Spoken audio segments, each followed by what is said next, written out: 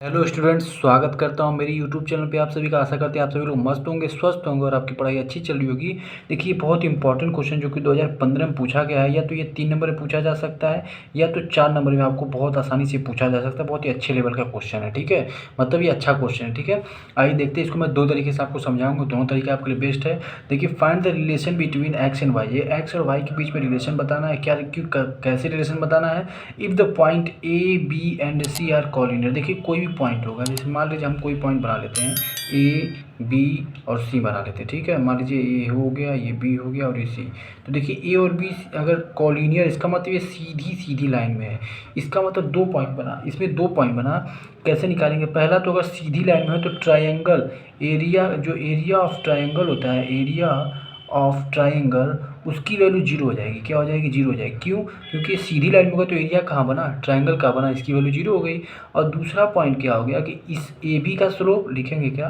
Slope of A B किसके बराबर होगा? स्लोप ऑफ बी सी के बराबर होगा, ठीक है। यहाँ पे स्लोप है ये, तो मतलब इसका स्लोप और इसका स्लोप बराबर होगा, इसलिए बराबर होगा क्योंकि अगर ये बराबर स्लोप होगा तभी तो एक दूसरे लाइन पे होगा, ये एक कोलिनियर होगा। अगर इसका एंगल और इसका एंगल अगर अलग हो गया तो दोनों अलग अलग लाइन हो जाएंगी ना। इसीलिए इन दोनों लाइन का, ए बी का और बी सी का लाइन की स्लोप ऑफ लाइन क्या होगा?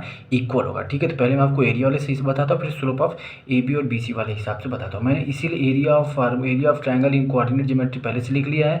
इसको हम लोग मान लेते हैं। देखिए, इसको मान लीजिए x1 y1, इसको मान लीजिए x2 y2, इसको मान लीजिए x3 y3 मान लीजिए। फार्मूला में पुट कर देते हैं।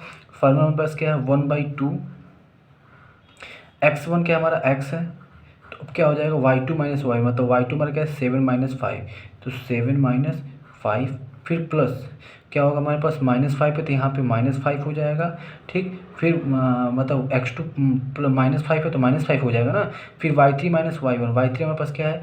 5 है। y1 कितना है हमारे पास? y है, तो इस तरह लिख दें। और साथ ही साथ फिर हमारे पास x3 कितना बचा? -4 है, लिख लिए इसको भी। अब x3 के साथ क्या लिखेंगे? y1 माइनस y2, y1 हमारे पास क्या? y है, माइनस y2 क्या है हमारे पास? 7 है। इस सारे की वैल्यू कितनी है? 0 के बराबर। किसके बराबर है? 0 के बराबर, क्योंकि एरिया ऑफ ट्रायंगल हमने क्या मान लिया? 0 है। क्यों मान लिया? क्योंकि ये कोलिनियर है, तभी हम लोगों ने माना है, ठीक है। अब देखिए, इसको सॉल्व करते हैं, इसकी वैल्यू जाएगी इधर तो 0 हो जाएगी। 0 इज इक्वल टू क्या है हमारे पास? इसको मल्टीप्लाई करेंगे तो 7x और ये -5x हो जाएगा, ठीक है। अब डायरेक्ट भी लिख सकते हैं 2x, ठीक है। उसके बाद यहाँ पे क्या लिखेंगे? -25, इसको यहाँ करेंगे तो +5y, ठीक है। उसके बाद इसको मल्टीप्लाई करेंगे तो क्या हो जाएगा? -4y और +28 हो गया, ठीक है। अब इसको अगर सॉल्व करेंगे तो हो जाएगा 2x। अब इसको और इसको सॉल्व करेंगे तो हो जाएगा +y, और 28 में से 25 घटाएंगे तो क्या हो जाएगा? 3 हो जाएगा, और ये इधर 0 है।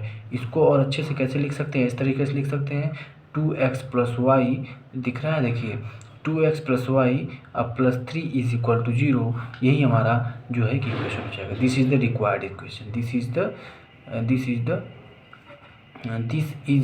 The relation between x and y. दूसरा तरीका क्या है? स्लोप पॉइंट फॉर्म पे हम लोग समझ लेते हैं। जैसे मान लीजिए कि कोई लाइन है, ठीक है। मैं आपको बना के दिखाता हूँ। जैसे मान लीजिए कि हमने ये कोऑर्डिनेट बना लिया, ठीक है, ये हो गया, हाँ, हमने ये बना लिया। अब मान लेते हैं कि ये लाइन ये वाली है, ठीक है, ये लाइन है। अब ये वाली लाइन हमारे पास है, ठीक है। तो ये अगर इसके तीनों पॉइंट अगर हम देखते हैं तो तीनों पॉइंट अगर एक पे होंगे, ए बी सी, तो तीनों का स्लोप भी सेम होगा। इसके अकॉर्डिंग अगर देखा जाए तो इसका भी स्लोप, इसके अकॉर्डिंग इसका स्लोप क्या होगा? सेम होगा। तो हम लिख सकते हैं स्लोप, ये सेकेंड टाइप है, ये सेकेंड तरीका है। यहाँ पे इस क्वेश्चन की समाप्ति हो चुकी है, और अच्छे से आप थोड़ा लिख दीजिएगा, ठीक है। ये सेकेंड टाइप में बता रहा हूँ, सेकेंड टाइप मतलब इस तरीके से भी कर सकते हैं। देखिए, slope of A B is equal to लिख सकते हैं स्लोप ऑफ बी सी, लिख सकते हैं कि नहीं लिख सकते हैं?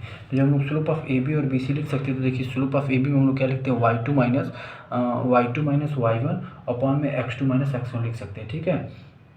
तो अब हम लोग लिखते हैं, कैसे लिखेंगे? y2, देखिए y2 हमारे पास इसमें क्या था? 7 था, तो 7 minus y1, y2 minus y1 कितना था? y था, अपॉन में x माइनस x1, ठीक है। तो x हमारा कितना था? x2, sorry, y2 minus y1, x2 minus x1, तो x2 हमारा कितना था? -5 था, x1 हमारा कितना था? x था। इस तरीके से ये हो गया। उसके बाद y3 माइनस y2 मतलब 5 माइनस 7 क्या हो जाएगा, 5 माइनस 7 हो जाएगा। अपॉन में नीचे क्या हो जाएगा, -4 और माइनस 5 प्लस 5 हो जाएगा। ठीक है, ये वाली वैल्यू इससे घटा देंगे। ठीक है, मतलब x3 माइनस x2 लिख लेंगे। ठीक है, अगर ये आपको नहीं समझ में आया तो मैं यहाँ लिख दे रहा हूँ, रेड पेन में लिख दे रहा हूँ इसका फार्मूला, आप देखिएगा।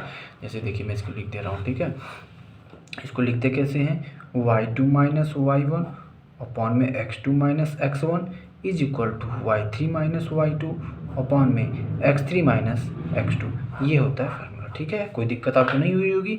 अब इसको सॉल्व कर लेते हैं। 7 माइनस y, ठीक, इसको उधर भेज देते हैं। देखिए इसको उधर भेज देते हैं, ये 1 हो जाएगा। तो यहाँ से 1 मिला हमको +1 और ये उधर चला जाएगा तो यहाँ पे -2 मिला हमको, -2 और साथ ही साथ -5 माइनस x मिला।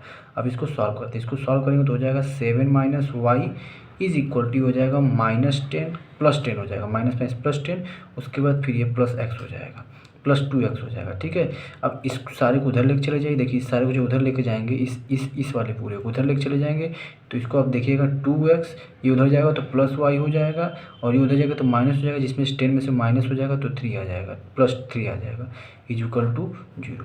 ये हमारा रिक्वायर्ड इक्वेशन आ गया। देखिए इससे भी वही इक्वेशन आया है और जो हम लोग पहले लगाए थे इससे भी यही इक्वेशन आया। ठीक है, तो दोनों से आंसर सेम आया है। आप कोई भी दोनों तरीका लगा सकते हैं। 2 नंबर या 3 नंबर या 4 नंबर में अक्सर ये क्वेश्चन पूछे जाते हैं कोलिनियर वाले। ठीक है, तो कोलिनियर आप समझिएगा कि कोलिनियर अगर कहेगा तो ये समझ लीजिए कि वो तीनों लाइन या वो तीनों पॉइंट एक ही सीधी लाइन में होंगे, सीधी रेखा में होंगे। ठीक है, तो मेरे चैनल पे अगर नए हैं तो मेरे चैनल को लाइक करें, शेयर करें, सब्सक्राइब करें। इससे पहले के जितने क्वेश्चन है मैं डिस्क्रिप्शन में दे दिया हूँ, डिस्क्रिप्शन में प्लेलिस्ट का लिंक जाकर उसको देखें, उसका फ़ायदा उठाएँ और अपने फ्रेंड सर्कल को शेयर करें। बस thank you so much, support करें। Thank you so much.